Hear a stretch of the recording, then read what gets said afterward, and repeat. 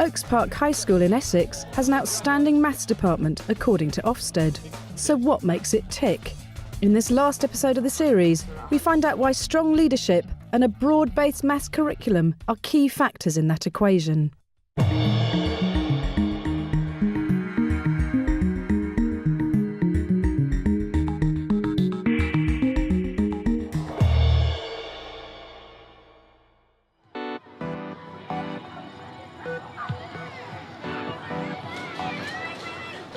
In the maths department, they aim to give all students the chance to get the best grades they can. For those on the booster programme hoping for a C grade in their resits, the department is going the extra mile. Every one of these students has been assigned their own mentor, one member of the maths team who they regularly meet to update on their progress. These things here that I need to improve on. OK. They're the things down, I think, the next page as well. They're the things I've got to improve on to get my C. Number topics, particularly percentages. Yeah, I'm not too strong with percentages, but we've done that in the booster class last night, so I found it a little bit easier now. What's improved with percentages? How has it become a little bit easier? Miss Jutley showed us how to work it out on a calculator, yes, and without a calculator as well, so I've improved on that.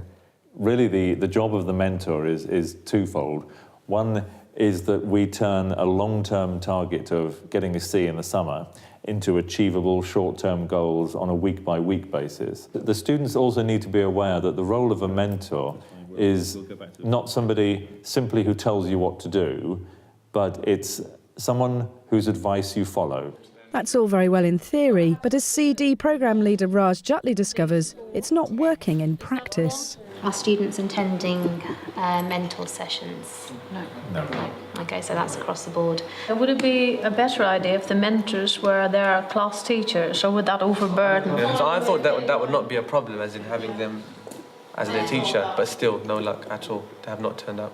When we do this again another time, I think we're going to know that this mentoring has to be a big focus, and the students are going to need to be more accountable. Clearly, with some students, the department's got its work cut out. Not realising that you're doing mock resits on the day of your exam probably isn't helping either. Well, apparently we have a mock. I've got to get a good grade in it. It's a good job I know now, I guess. We've got class today. We're going to do like more work on the past papers and stuff, I think. And that's it. So you don't know that you've got a mock exam today? No. OK, girls, come in, please. If the department are to beat their target of a 70% A star to C pass rate, then half these students must get a C in June. But student Harry is concerned. His group took their mock exams in less than ideal conditions. We've just done a past paper to see how we're doing. We went to Miss Jutley's class, but it wasn't like proper exam conditions, and like we was just in a class of year sevens who were giggling and talking and stuff like that, so you couldn't concentrate fully. Not an excuse, but no, I don't think I've done as well as I could have. Though Harry is still trying despite the inconveniences, for one student it was to prove the final straw. Dwayne was just argumentative, refused to come in the lesson, said he wasn't sitting with year sevens. You know, the attitude which was a reason why he was taken out of the course in the first place. He was allowed back on and still is giving the same attitude. So I wasn't happy today at all. I was fuming. I think it's got to the point where we are going to call it a day with him. Though Dwayne still plans to resit his maths GCSE in June, it's now been decided it'll be without the support of the booster programme. But it is a shame when students like him, who could have done very well, with now 22 school days to go, are, you know, potentially throwing everything away. While the borderline CD grade students wait to see how they did in their mocks, the A-level module results have just arrived. The teachers teach it really well, and when you need help you can go to them and everything, so it's really good. There's a lot of support that's given to you. Yeah, they're very, they're always willing to help you out, like out of school, and I think they're really good, even though they're sometimes kind of strict, but and they really build relationships with the students as well. That's what I like the best, I think. At Oaks Park, an incredible 30% of students studying maths at GCSE go on to study maths at A-level. Children want to stay on. They want to do mathematics later in their life. if they loved doing mathematics at school.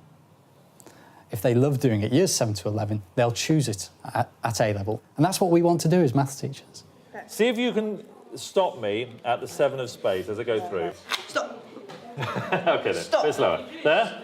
Yeah, that's good. No, more. A bit more. I think in a lot of schools, you go in and you kind of find out that, oh, it's maths again, and you don't want to do maths. But here it's like, you know, you really want to do it, and it's kind of put more into everyday life rather than just adding up numbers. What drives me is that sense of wonder. It always has. I'm bonkers about maths, just for fun of it. And when I go into the classroom, I try to share that with the students. And it's always been a joy when a student leaves the sixth form and says, you know what, sir, I'm going to be a maths teacher, or I'm going to study maths at university, or I've decided to do maths A-level. And I think that's fantastic because they've caught that enthusiasm. And whether they've had me or whether they've had one of the other teachers, they've got this enthusiasm for maths and they're running with it. And that's the biggest joy for me. Running with it now is Oaks Park maths teacher Mohammed Bashir. In 1994, as a Year 7 student, Mohammed got some disappointing maths results, but his teacher, current boss Stephen Froggatt, refused to give up on him. Right, Year 7, if you could put your pens down and stop writing, please.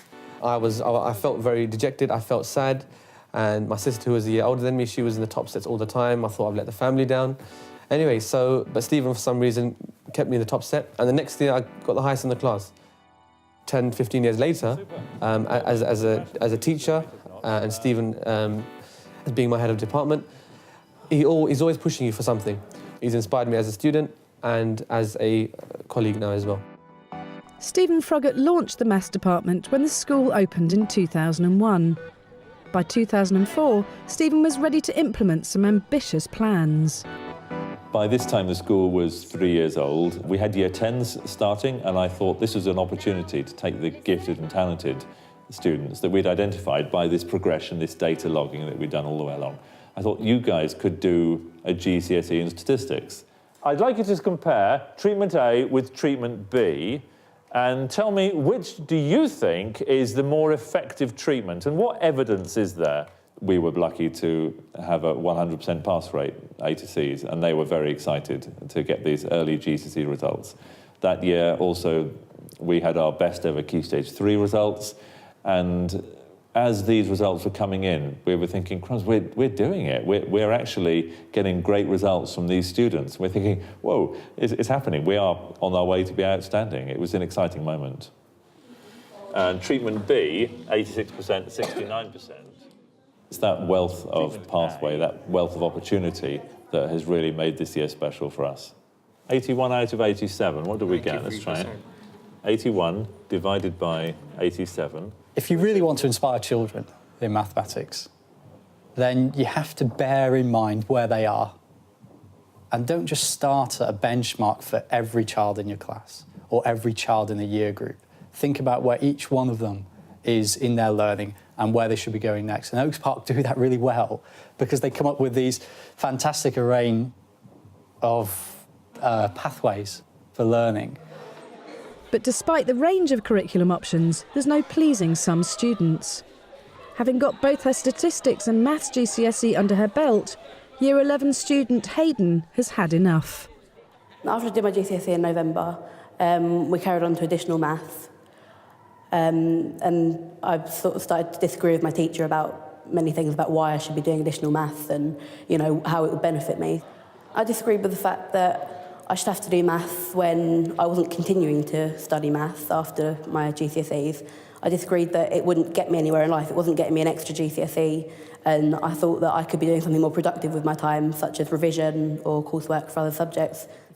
But the department's just come up with another idea of how to make the most of Hayden's maths skills, asking her to mentor the CD borderline students. I think they've come up with a really good idea of how to help other students, as well as helping me, and it will look quite good on my CV, and it gives me the chance to, use my knowledge to help other people. Well, because you've got to work out what you find in the square root of. I think that her help is really doing the world of good for me, because I didn't understand half of this stuff before, even though it's so simple. As fast as one problem's solved, another emerges. Raj has now marked the CD mock exams, and she's not happy with the results. Well, we've got some students on a C, some students on a D grade still, and we've got some students who've slipped down to E's and some students not even scoring enough to actually get a result. It is still disappointing to see the results being so low. Students like Harry, very surprised at what they've got. Chris's result was more predictable. Chris failed, he got a U. I wasn't surprised with his result. He just hasn't put in the effort. Does she think there's any chance the department will hit their target of at least half the students getting a C? Going by the mock result, no. It all looks dreadful before they actually start putting the work in, and they will put the work in. I have every confidence in all of them to start putting the effort into the subject. At stake is not only the future of these students, but the department's growing reputation. In 2007, Ofsted arrived for their first dedicated inspection.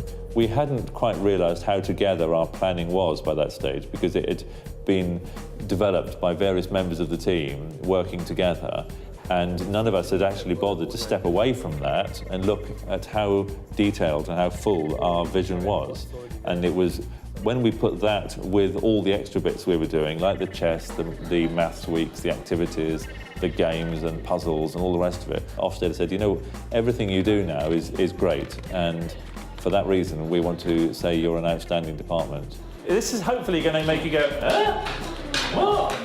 What's going on with this? Stephen Froggatt will soon be leaving the teaching profession. So how will Oaks Park Maths Department cope without him? I think it's going to leave a massive hole. I do think that we have people in place in the school who could take over and run a maths department, and I think they'll be able to run our maths department and run it very, very well. But a character like Mr. Froggatt, they don't come along too often. He's scaffolded the department, he's got the structure here, and he's got some excellent members of staff. I think he's done enough for them to carry on without him, but that will be the big test. I don't think it's all about me in the department, running the department. The department as a whole is what's outstanding. It's not just about the leadership of the department. So I feel I could pass on what I'm doing to the next team leader for mathematics, and that the outstanding department would carry on. It's not about individuals in this game, it's about the team. I think if you're setting out to create a successful department, if you're at the start of that journey, you need to believe in the staff, you need to trust them, you need to value every single member of your team, and you need to have it within you that you're all doing it because children matter. Many people have said maths is boring, but teachers, the way they teach it doesn't seem boring. The time's nice and time seems to be going fast when you're doing maths, and it's really interesting. Being in this school, I have excelled in maths. In lower school, I wasn't very good at all. But this school has pushed me to my limits, basically, and it was taking me so far. I like to think that some schools offer that as well, because it just makes us feel so good that we've got such a great maths department at school. I mean that honestly.